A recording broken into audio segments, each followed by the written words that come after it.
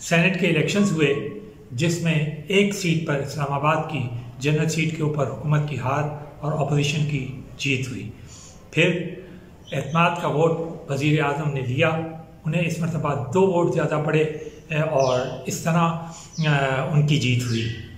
मैं हूं मुनव्वर मिर्ज़ा और हमारे चैनल को सब्सक्राइब करना और लाइक करना ना भूलिएगा। इससे कबल के हम तफसीलात में जाएँ। नाज़रीन, हम आपसे बहुत ही अहम गुफ्तगू कर रहे हैं और बहुत ही दिलसोजी से गुफ्तगू कर रहे हैं। ये जो सारा कुछ हो रहा है इसका बराह रास्त जो कनेक्शन है वो पाकिस्तान में जमहूरियत से है। क्या ये सारा जमहूरियत का प्रोसेस है? ये सारा का सारा आइन के तहत हो रहा है। आपने देखा कि ये जो सिलसिला है ये काफ़ी अरसे से शुरू हुआ और ये कहाँ से शुरू हुआ? अगर आप गौर करें तो सबसे पहले तो पाकिस्तान डेमोक्रेटिक मूवमेंट का वजूद में आना, जो कि अपोजिशन की 11 पार्टीज़ हैं, फिर उसका हुकूमत को चैलेंज करना, जवाबन हुकूमत का उसको जवाब देना और फिर इल्ज़ामात दर इल्ज़ामात का सिलसिला शुरू होना, अपोजिशन की तरफ से बात आगे बढ़ना। लेकिन फिर बजाय मामलात सड़कों पे जाते, मामलात फिर आइन के दायरे में चले गए और लोगों ने ये बात यकीनन खुशी से देखी, बल्कि सब ने खुशी से देखी, बैरून ममालिक भी यकीनन ये बात खुशी से देखी गई होगी कि अपोजिशन भी तमाम तर अपनी जिसे कहते हैं सख्तगिरी और सख्त किस्म के इल्ज़ामात लगाने और ये कहने और ये मुतालबात करने के कि वज़ीर आज़म चले जाएँ, इस्तीफ़े दे दें, ये कर दें, वो उसने बाकायदा इलेक्शन के अंदर हिस्सा लिया। सबसे पहले ज़िमनी इलेक्शन में हिस्सा लिया और फिर बाद में सेनेट में के इलेक्शन में हिस्सा लिया और यकीनन ये बात हुकूमत के लिए भी बाइस इत्मीनान थी और उसने भी उसको भी ये क्रेडिट जाता है कि उसने ज़िमनी इंतखाबात कराए, उसके अंदर मौका दिया ताकि अपोजिशन भरपूर तरीके से हिस्सा ले। इसका एक सबूत ये है कि तकरीबन तमाम तर सीटों पे शायद एक के अलावा हुकूमत की हार हुई, चाहे वो प्रोविंशियल असम्बली की सीट थी, चाहे वो नेशनल असम्बली की सीट थी। उसके बाद सेनेट का इलेक्शन हुआ, वो बाकी तमाम सूबों में समेत पंजाब के जो पाकिस्तान का बड़ा सूबा है, बड़ी ही शाइस्तगी से, बड़े तरीक़े से और बड़े पुरअमन अंदाज के अंदर इलेक्शन हुए। जिसने कहा था कि मुझे इतना हिस्सा मिलना चाहिए, इतनी सीटें मिलनी चाहिए, तमाम जो तलखियाँ थी, तमाम जो शोर शराबा था, उसके बावजूद वो उसे मिली और तमाम उन सीटों के ऊपर सब इत्मीनान से रहे सिवाय एक सीट के, और वो थी इस्लामाबाद की जनरल सीट, जिसके ऊपर जनाब यूसुफ रज़ा गिलानी का मुकाबला वज़ीर ख़ज़ाना हफीज़ शेख से था और इस सीट के ऊपर वज़ीर ख़ज़ाना हफीज़ शेख को हार देखनी पड़ी। एक तरह से PTI की हार हुई और इसे वज़ीर आज़म ने भी अपनी ही हार समझा, इसलिए कि उन्हें यह महसूस हुआ कि शायद उन्हें दोबारा एतमाद के वोट की ज़रूरत है और शायद लोग ये समझ रहे हैं कि इस सीट के हारने की वजह से पूरा का पूरा एतमाद जो है हुकूमत का वो शायद हिल कर रह गया है और उनको कहीं कोई ऐसा डैमेज ना हो जाए जिससे कि उनके लिए आइंदा हुकूमत करना मुश्किल हो जाए। तो ये उनकी अपनी सोच थी।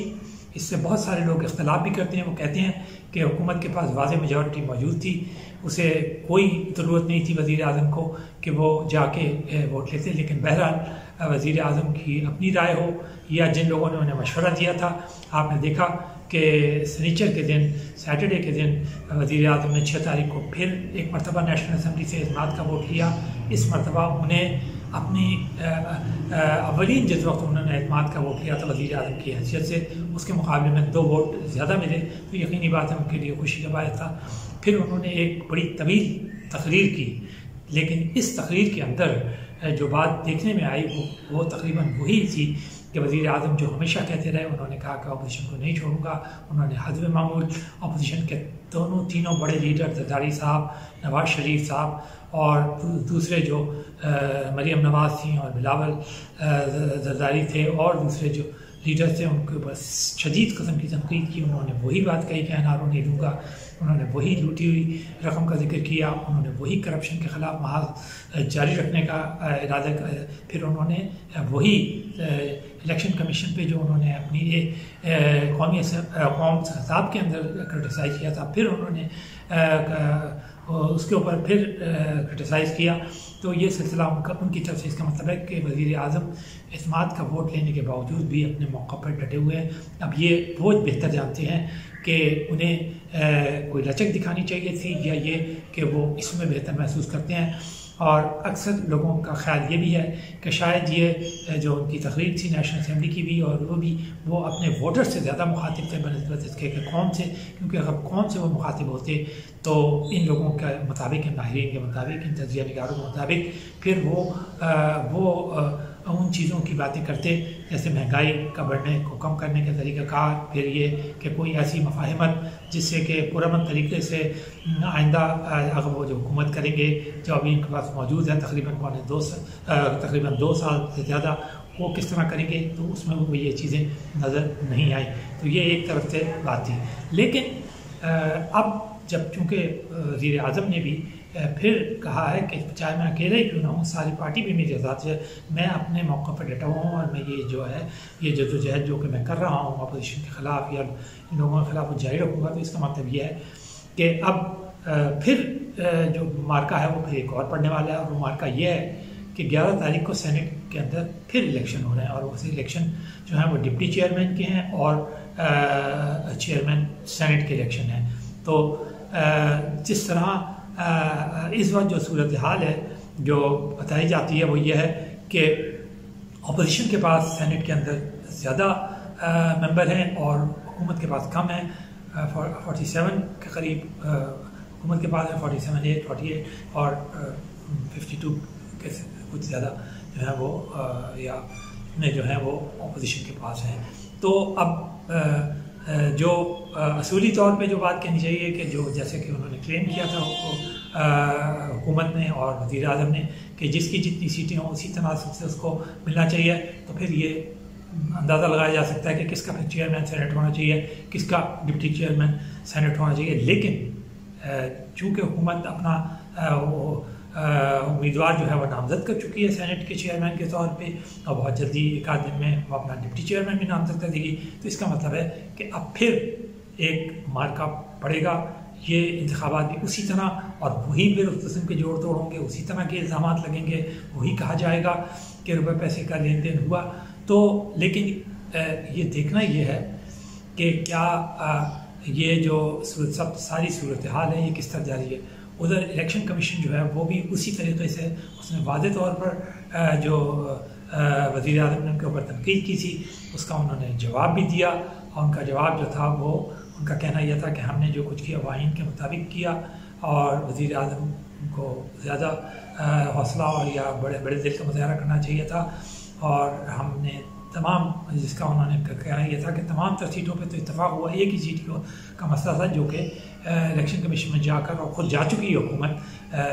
मामले को देखा जा सकता था। लेकिन बहरहाल ये तलखी भी देखने में आई कि वज़ीर आज़म और इलेक्शन कमीशन के दरमियान तलखी हुई। तो ये एक तरफ देखा जाए तो ये जमहूरियत का हिस्सा है, इल्ज़ाम लगाए जाते हैं और कहा जाता है, लेकिन ये खुद हुकूमत वज़ीर आज़म और उनका भी कहना है कि इदारों के ऊपर इल्ज़ाम लगाकर उन्हें कमज़ोर ना किया जाए, उनके ऊपर दबाव ना डाला जाए। तो क्या ये जो दबाव डाला गया ये मुनासिब था, ये बिल्कुल सही है, और या ये कि फिर पार्लियामान में जाकर वो 3/4 अक्सरियत से वो तरामीम कर दी जाए आइन में, ताकि जो इदारे हैं वो इस बात के पाबंद हो जाएं कि जो आइन में दी गई वशक़ें हैं उनके मुताबिक, चाहे वो खुफिया राय शुमारी से हो, चाहे वो शो ऑफ हैंड से हो, चाहे वो ओपन बैलेटिंग हो, वो उसी तरीके से इंतखाबात कराएं। सिर्फ बयानात देने से शायद ये बात जो है ये कोई बहुत ही साहिब ना हो, और अगर इदारे ये कहते हैं कि वो खुद मुख्तार हैं, खुद हुकूमत कहती है कि उनके दौर के अंदर खुद मुख्तारी देखी, और ये हकीकत भी है कि देखी गई कि ज़िमनी इंतखाबात में हुकूमत को शिकस्त हुई, जो कि एक सबूत है कि उन्होंने खासा फ्री हैंड दिया है इलेक्शन कमीशन को। और बाकी जो जितनी सूबाई असम्बलियाँ थी सेनेट में, वहाँ भी इलेक्शन कमीशन ने उसी तरह अपनी सवाबदीद के मुताबिक और जो आइन में उसे बताया गया उसके मुताबिक ही इलेक्शन कराए। और इस बात को सुप्रीम कोर्ट भी कह चुकी है कि वो खुद मुख्तार इदारा है और उसको उसी तरह चलना चाहिए जैसा कि आइन में बताया गया है। लेकिन ये जो तलखी है वो भी आपके सामने आ चुकी है वज़ीर आज़म और इसमें इलेक्शन कमीशन के दरमियान, और जवाब का भी सिलसिला जारी है। तो ये जमहूरियत के अंदर होता तो है, लेकिन क्या ये होना चाहिए? क्या यही चीज़ें जो है फ़हम और तफ़हीम से तय नहीं हो जानी चाहिए? और इदारों को ये मौके मिलने चाहिए कि वो करें। जब हम बार बार इस प्रोसेस से गुजरेंगे जमहूरियत के, तो तब हम इन इदारों की इस्लाहात भी कर सकेंगे। हम देखेंगे कि कहाँ कोई इदारे के अंदर कमी है जिसको कि फिर हम पार्लियामान के ज़रिए सही कर सकें। हम बयान देकर या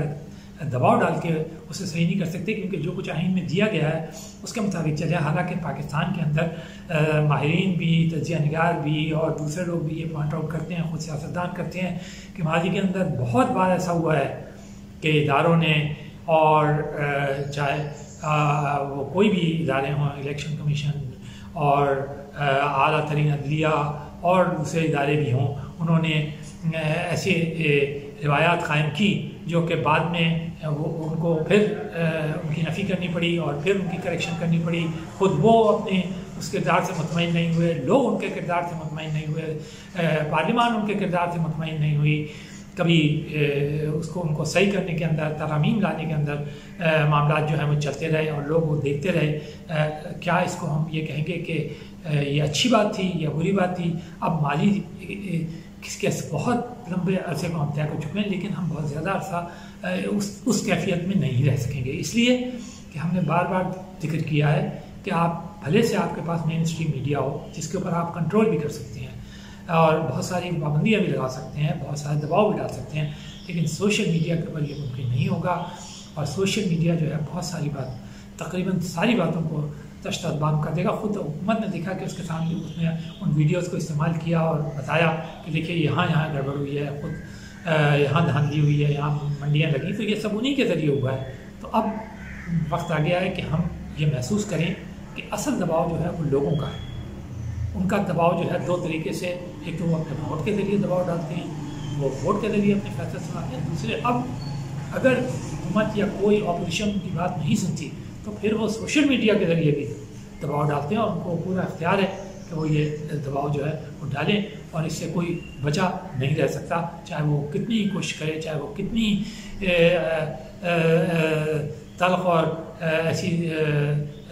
ज़ुबान इस्तेमाल करे जो नाकाबिल कबूल हो, लेकिन बहरहाल से ये बर्दाश्त तो करना पड़ता है और जवाब भी उसे देना पड़ता है। सुबह से लेकर शाम तक अगर ये बात ना होती तो टेलीविज़न के ऊपर सुबह से लेकर रात तक हुकूमत और अपोजिशन जो है वो सवाल दर सवाल और जवाब दर जवाब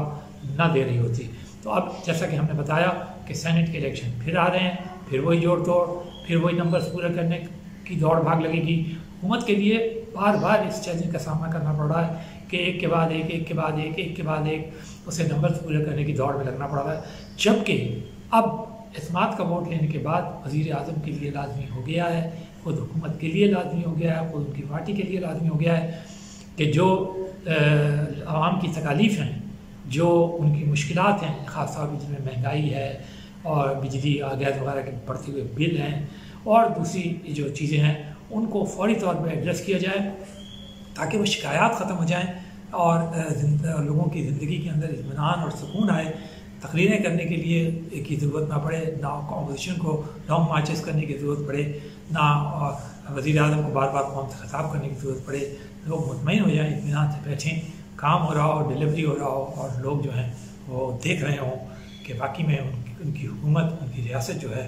वो उनकी भलाई के लिए काम कर रही है।